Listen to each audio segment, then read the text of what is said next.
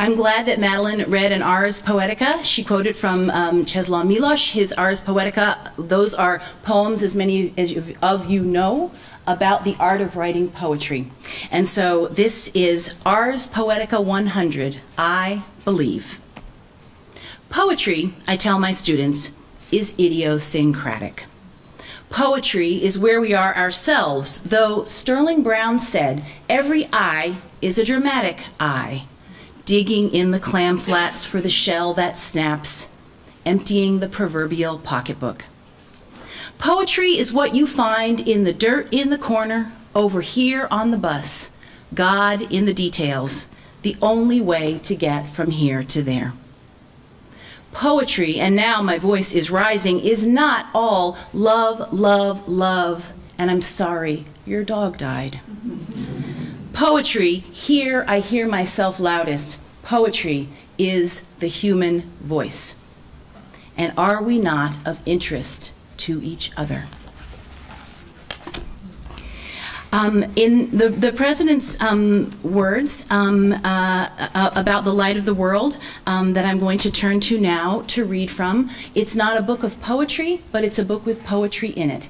It's a poet's book. It's not a book that I ever imagined that I would write, but it is a memoir that only a poet could have written. It came from the same place that poetry comes from, word by word, sound by sound, musical note by musical note, in very condensed musical short sections.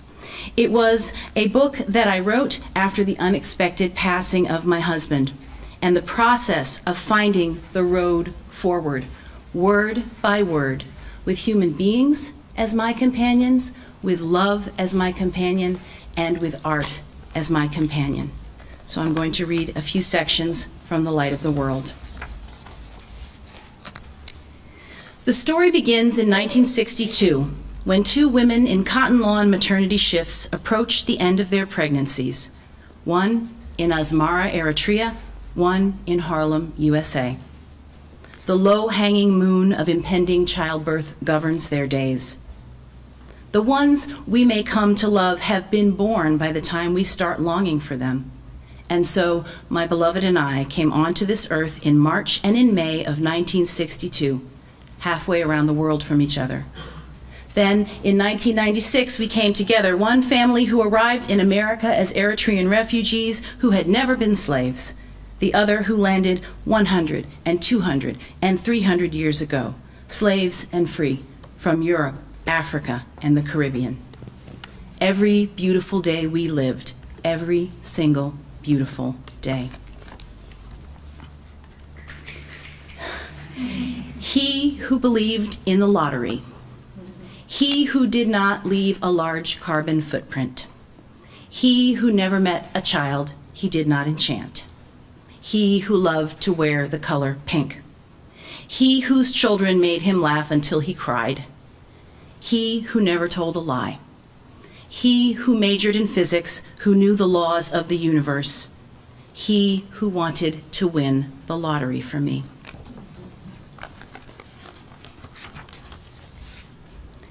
We loved Jimmy Scott's version of the David Byrne song, Heaven. Heaven is a place where nothing ever happens. These days I picture heaven populated by the umber angels Ficre painted in abundance, but that seems too fanciful. I never truly believed in heaven and cannot manufacture it. Little Jimmy Scott's plaintiveness seems right when he sings, "Nothing ever happens." How better to describe the infinite solitude of the afterlife? When this kiss is over, it will start again. It will not be any different. It will be exactly the same, he sings. Each kiss is fixed. It is the same long kiss, but it will never change. That is the comfort, and that is the heartbreak.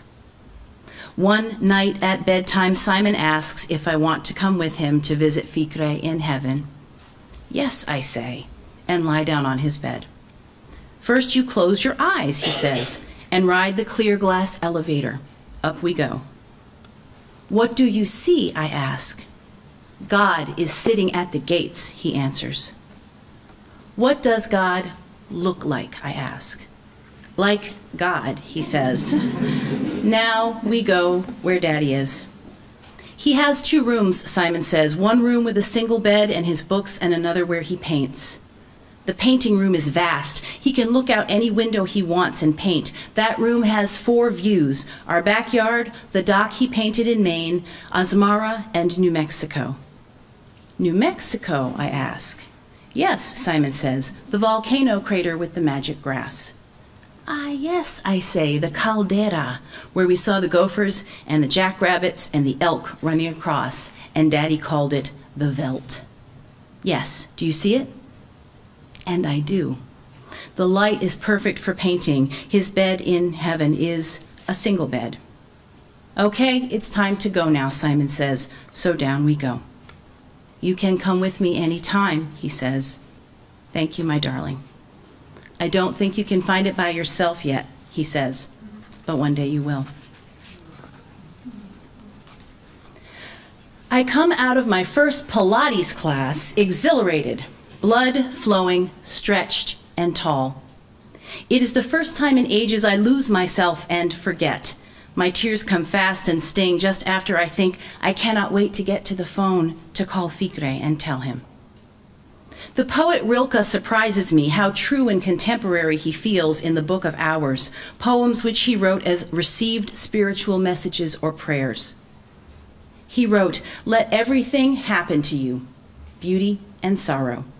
Just keep going. No feeling is final. Don't let yourself lose me. Nearby is the country they call life. You will know it by its seriousness. Give me your hand." For Rilke, God is the companion, the hand the reader is exhorted to take. Fikre is not my God, neither do I know who God is, but I find this force in art, in poems, and the community I have made. When we met those many years ago, I let everything happen to me, and it was beauty.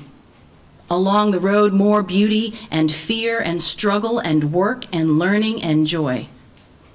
I could not have kept Fikre's death from happening and from happening to us. It happened. It is part of who we are. It is our beauty, and it is our terror. We must be gleaners from what life has set before us. If no feeling is final, there is more for me to feel.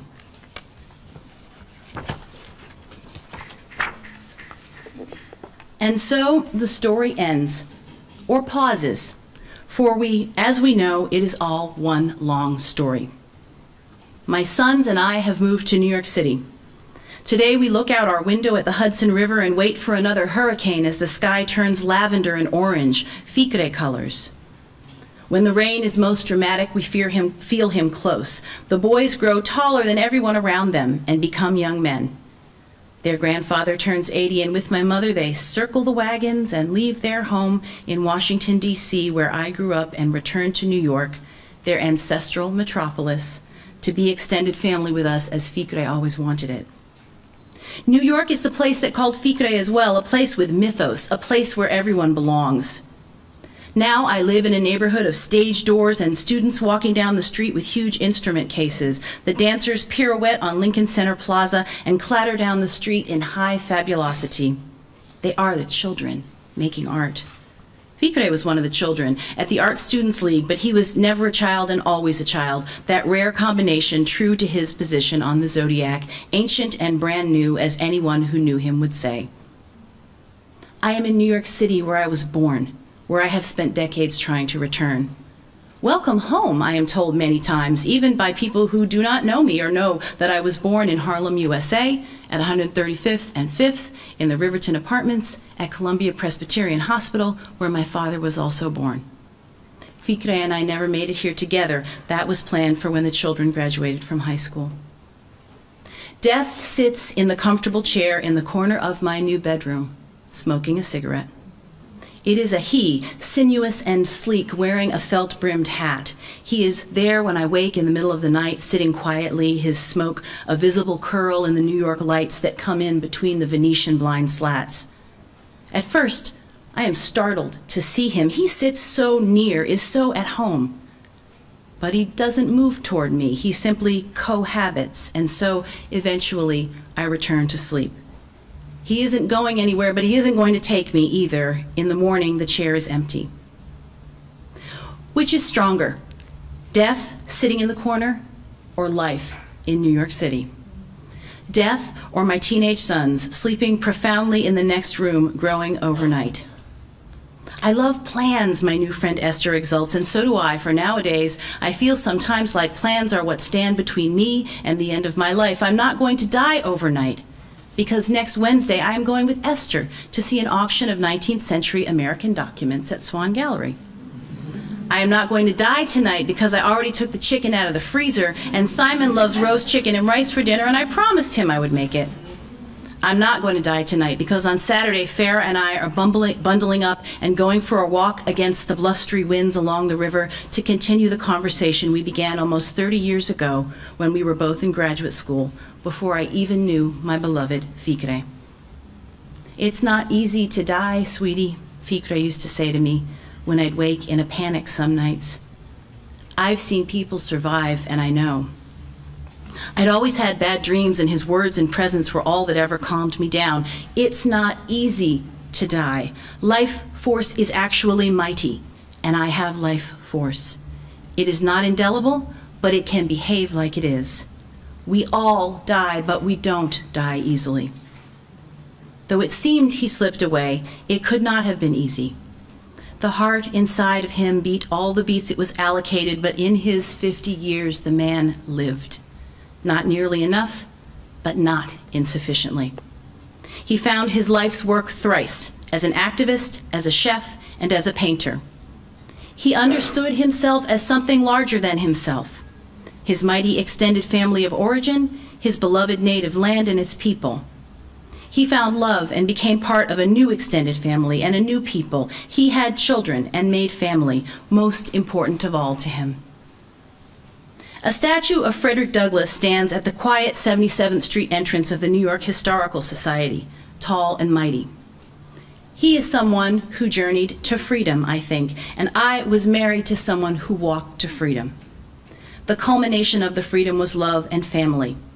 That's all he did, that's what he did. I hear my voice to my children. Your father walked to freedom. At my father's 80th birthday, I tell the room that when Fikre and I met, he told me he was not interested in anyone who did not love and honor her parents. He found too much of that. In New York, I feel joy overwhelming, and this same gratitude for Fikre brought me here. I am sure of it, as sure as if he whispered in my ear, "Go, Lizzie, you are so much braver than you realize. Take the children and go." What are the odds? We used to say, what are the odds that we would end up in the same place and fall in love? Once upon a time, halfway around the world, two women were pregnant at the same time in very different places, and their children grew up and found each other. It happens every day. Thank you.